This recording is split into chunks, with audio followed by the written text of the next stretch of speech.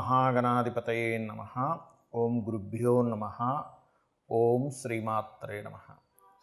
పరమేశ్వర స్వరూపమైనటువంటి జ్యోతిష, వాస్తు మరియు ఇతర అనేకమైనటువంటి శాస్త్రములను మనకు అందించినటువంటి మహర్షులకి నమస్కారం.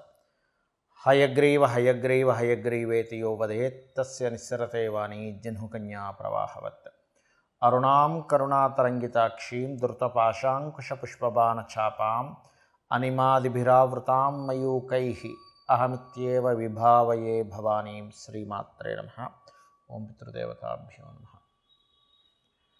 మనం ఈరోజు చెప్పుకోబోయేటువంటి టాపిక్ ఏమిటి అంటే 12 లగ్నాల వారు ఏ విషయాల పట్ల జాగ్రత్త వహించాలి, ఏ ఉపాసన చేసుకోవాలి, ఏ విషయాల వల్ల వీళ్ళకి కలిసి వచ్చే ఆస్కారం అధికంగా ఉంది అనే విషయాలు మనం ఇప్పుడు తెలుసుకుందాం. ఒకవేళ లగ్నం తెలియలేదు మీకు, రాశి చూసుకోవచ్చు. అంటే మేషరాశి, మరి మేషరాశిలో అశ్విని, భరణి, కృత్తిక, ఒకటో పాదం కూడా ఇదే వర్తిస్తుంది అంటే ఇదే వర్తిస్తుంది. అయితే ఫస్ట్ ప్రిఫరెన్స్ లగ్నానికి ఇవ్వండి, సెకండ్ ప్రిఫరెన్స్ రాశికి ఇవ్వండి లగ్నం తెలియని పక్షంలో. బికాజ్ ఆఫ్ మనిషి యొక్క మనస్సు కాబట్టి సెకండ్ ప్రిఫరెన్స్ దానికి ఇవ్వచ్చు, అందులో ఎటువంటి దోషం లేదు. అయితే దీనికి సంబంధించినటువంటిది ఇది మీరు పలానా లగ్నంలో లేదా రాశిలో పుట్టినందుకు ఇవి చెప్తున్నా. బట్ మీ పర్సనల్ చార్ట్ బట్టి కొన్ని కండిషన్స్ ఉంటాయి, అది నేను మీకు వీడియో ఆఖరిలో చెప్తాను. వీడియో ఆఖరి వరకు చూసినట్లయితే మీకు పరిపూర్ణంగా తెలుస్తుంది. ఇప్పుడు ఒక్కొక్క లగ్నం గురించి మనం తెలుసుకుందాం. మకర లగ్నము, మకర రాశి. మీరు లగ్నంలో జన్మించారా యాజ్ ఇట్ ఈజ్గా చూసుకోవచ్చు, ఇంకా ఎటువంటి డౌట్ లేదు. లగ్నం తెలియదు అప్పుడు రాశిలోకి అంటే ఈ రాశిని ప్రామాణికంగా తీసుకోండి. మకర రాశిలో జన్మించింది తీసుకోవచ్చు. అందులో నక్షత్రాలు ఉంటాయి. ఉత్తరాషాఢ మరియు శ్రవణ నక్షత్రము, అదేవిధంగా ధనిష్ట 1-2 పాదాలు ఉంటాయి మకరంలో. ఉత్తరాషాఢ, శ్రవణం, ధనిష్ట. ఉత్తరాషాఢ నక్షత్రంలో జన్మించిన వారు సూర్య ఆరాధన, సూర్యుడి ధ్యానంతో నిద్రలేవడం మంచిది. అయితే ఈ లగ్నంలో జన్మించిన వాళ్ళందరూ కూడా అమ్మవారి ఆరాధన చేయాలి. బట్ నిద్ర లేచిన వెంటనే మీరు ధ్యానంలో తీసుకునేటువంటి విషయం చెప్తున్నాను. ఎందుకంటే చంద్రుడు చంద్రమా మనసో జాతః అని చెప్పడం జరిగింది. చంద్రుడు నా నక్షత్రాన్ని బేస్ చేసుకుని మనం తెలుసుకుంటున్నాం కాబట్టి. అదేవిధంగా ఉత్తరాషాఢ వారు సూర్యభగవాను లేదా శివనామస్మరణతో, శ్రవణ వారు అమ్మవారి ఆరాధనతోని, రాజరాజేశ్వరి అమ్మవారి స్తోత్రంతో లేదా రాజరాజేశ్వరి అమ్మవారిని తలుచుకుంటూ, అదేవిధంగా ధనిష్ట వారు స్కందుడిని, ఈ నామస్మరణతో నిద్రలేచి మీరు మెడిటేషన్లో ఒక 10 నిమిషాలు అయినా 20 నిమిషాలు మీకు తోచినంతసేపు చేయండి. అప్పుడు దీనివల్ల ఏమవుతుందంటే మీకు మానసికమైన స్ట్రెస్ తగ్గి ఫస్ట్, ఎందుకంటే మనం ఏది సాధించాలన్నా కూడా మానసిక స్ట్రెస్ తగ్గాలి, మెంటల్గా మనం స్ట్రాంగ్ అవ్వాలి. ఫస్ట్ ఇలా ప్రారంభించండి, ఖచ్చితంగా బాగుంటుంది. దీని తర్వాత మీరు ఏ కర్మతో మీ సంబంధం ఉంటుంది, ఈ లైఫ్లో జన్మించాము అంటే ఏదైనా ఒక భూ సంబంధించినటువంటి కర్మ మిమ్మల్ని వెంటాడుతుంది, గుర్తుపెట్టుకోండి. ఏదో ల్యాండ్ తీసుకున్నాము దానివల్ల ఏదో బాధ, లేకపోతే అంటే అది ఎప్పుడు మార్స్ పాడైతేనే, మార్స్ పాడవకపోతే పెద్ద ఇబ్బంది ఉంటుంది. మళ్ళీ కుజుడు పాడైతేనే, ఎందుకంటే కుజుడు భూములకు కారకుడు, కుజుడు బుధుడు వీళ్ళు. అలాగే ఇక్కడ పూర్వజన్మ కర్మకు ఒకసారి ఏదైనా ఒక లిటికేషన్, బుధుడు పాడయ్యాడనుకో ఉదాహరణ, ల్యాండ్ తీసుకుని దానివల్ల కొంచెం కోర్ట్ రిలేటెడ్ సంబంధించిన ఇష్యూస్లోకి వెళ్ళవలసి వస్తూ ఉంటుంది. కాబట్టి పర్టికులర్గా మీరు ల్యాండ్, అలాగే కొంతమందికి మకరంలో పుడితే సిబ్లింగ్తో కొంత కర్మ బ్యాలెన్స్ ఉంటుంది. పర్టికులర్గా ఆ సిబ్లింగ్స్కి చేయవలసి రావడం, లేదా సిబ్లింగ్స్తో మీకు హెల్ప్ దొరకడం, ఎనీథింగ్ సిబ్లింగ్తో కనెక్టివిటీ ఉంటుంది మకరంలో జన్మించారు అంటే. సిబ్లింగ్ కనెక్టివిటీ లేకుండా మీ లైఫ్ వెళ్ళదండి, గుర్తుపెట్టుకోండి. ఎనీథింగ్, అది గుడ్ ఆర్ బ్యాడ్, అది మీరు ఇబ్బంది పడడం కావచ్చు, మీరు వాళ్ళకి సేవ చేయడం కావచ్చు, వాళ్ళు మీకు సేవ చేయడం కావచ్చు, సపోర్ట్ చేయడం కావచ్చు, ఇది ఖచ్చితంగా కనెక్ట్ అయి ఉంటుంది, ఇది గుర్తుపెట్టుకోండి. అయితే ఇక్కడ మీకు వేటి మూలంగా యోగం ఉంటుంది. వీనస్ బాగున్నాడు మీకు అంటే క్రియేటివిటీ మూలంగా అద్భుతమైన స్టేజ్కి వెళ్తారు. ఫైనాన్స్, క్రియేటివిటీ, సంతానం కలిగినప్పటి నుంచి మీ యొక్క కర్మ ఇంప్రూవ్ అవ్వడము, ఇవి జరుగుతాయి, గుర్తుపెట్టుకోండి.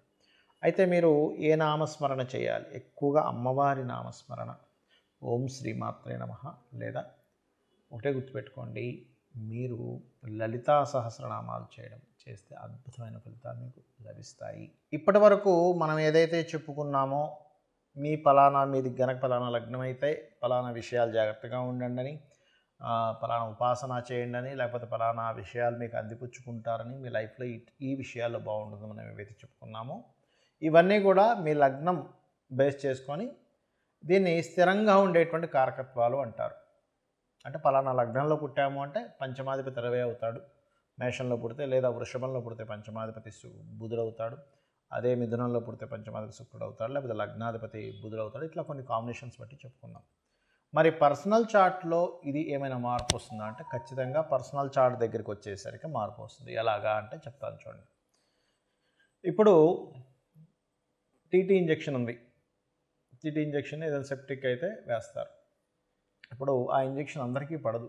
కొంతమందికి టెస్ట్ చేస్తారు, మీరు కొంతసేపు కూర్చోండి. ఎందుకండి అది అందరికీ వాడడానికే కదా అంటే కొంతమందికి స్పెసిఫిక్గా కొన్ని పడవు. కొన్ని ఫుడ్స్ కావచ్చు, కొన్ని మెడిసిన్స్ కావచ్చు, కొన్ని వాతావరణాలు కావచ్చు, కొంత నీరు కూడా. ఒక్కోసారి చూడండి, నేను వేరే దగ్గరికి వెళ్ళానండి, అక్కడ వాటర్ నాకు పడలేదండి అంటాం, అక్కడ గాలి నాకు పడలేదండి అంటాం, ఆ ఫుడ్ నాకు పడలేదండి అంటాం. ఎందుకంటామండి? మరి మిగతా 100 మంది బాగానే ఉన్నారుగా, నీకు ఒక్కడికి ఎందుకు ఇలా అయిందంటే బికాజ్ ఆఫ్ ఎవరి శరీరతత్వాన్ని బట్టి వారికి ఎలా అయితే కొన్ని విషయాలు బాగా పడతాయి, కొంతమందికి బాగా పడవు.